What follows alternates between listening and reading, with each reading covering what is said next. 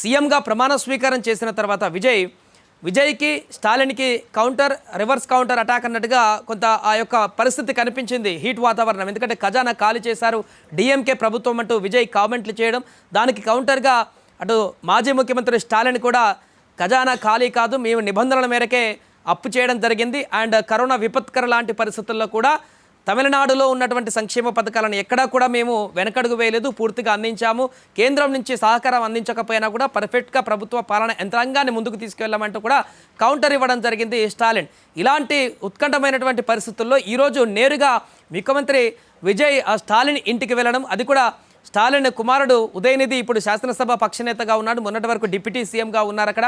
So ఇప్పుడు డిఎంకేకి శాసనసభ పక్షనేతగా ప్రతిపక్ష నేతగా ఇప్పుడు వ్యవహరిస్తున్నాడు. అసెంబ్లీలో ప్రమాణం చేసిన తర్వాత వీరిద్దరూ అక్కడ ఇంటికి వెళ్ళినటువంటి ఉదయనిధి నేరుగా బయటకు వెళ్ళి విజయ్ని ఆహ్వానించి బయట నుంచి ఇంట్లో వారికి దగ్గరుండి విజయ్ని ఇంట్లోకి తీసుకువెళ్ళినటువంటి దృశ్యాలు ఇప్పుడు సోషల్ మీడియాలో తెగ వైరల్ అవుతున్నాయి. ఆ తర్వాత ఇంట్లోకి వెళ్ళిన తర్వాత స్టాలిన్తో భేటీ అయ్యి కాసేపు ముచ్చటించడం జరిగింది విజయ్.